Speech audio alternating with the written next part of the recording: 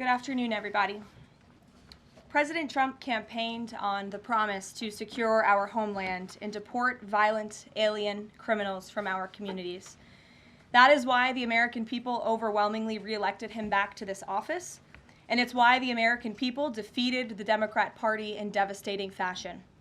Today, we have officially learned Democrat officials still refuse to accept the will of the American people.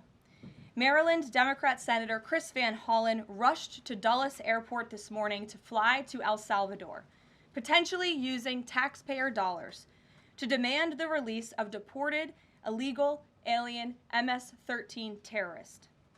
The Democrats and the media in this room have continually and wrongly labeled Kilmar Abrego Garcia as a Maryland father. There is no Maryland father. Let me reiterate. Kilmar Abrego Garcia is an illegal alien, MS-13 gang member and foreign terrorist who was deported back to his home country. And when Kilmar Abrego Garcia was originally arrested, he was wearing a sweatshirt with rolls of money covering the ears, mouth, and eyes of presidents on various currency denominations.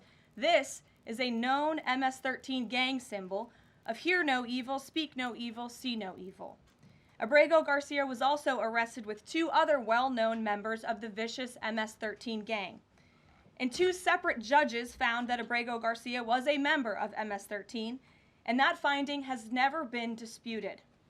And just this morning, it was revealed through Maryland court documents that Abrego Garcia's wife petitioned for an order of protection against him for 2 instances of domestic violence in May of 2021.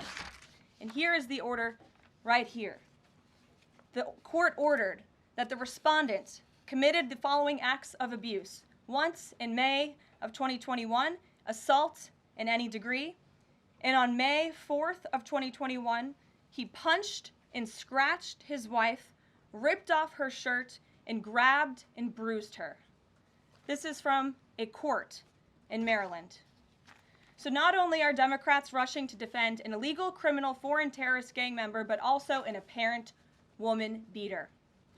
To set all of that aside, the basic fact that he was illegally inside our country and had a lawful deportation order made him subject to removal back to his home country of El Salvador. And if he ever ends up back in the United States, he would immediately be deported again. Nothing will change the fact that Abrego Garcia will never be a Maryland father. He will never live in the United States of America again. And the United States Supreme Court ruled unanimously that the President of the United States and the Secretary of State could not be compelled to forcibly retrieve this citizen of El Salvador who is currently locked up in a maximum security prison in his home country due to his MS-13 membership. To remind the media and the Democrat Party, MS-13 are among the most vicious and dangerous individuals in this world. They pose a direct threat to the United States, El Salvador, and any other country who maintains basic law and order.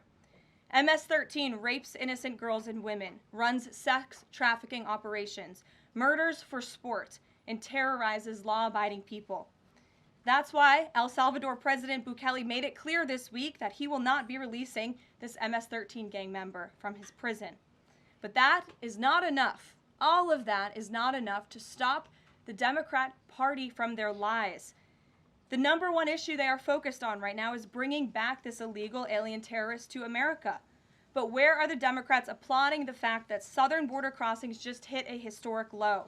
Where are the Democrats supporting our brave men and women of law enforcement who are putting their lives on the line every single day to arrest the violent illegal alien invaders that the previous administration allowed into our country? And where are the Democrats when innocent Americans are victimized by illegal criminals that Joe Biden let in? It's appalling and sad that Senator Van Hollen and the Democrats applauding his trip to El Salvador today are incapable of having any shred of common sense or empathy for their own constituents and our citizens.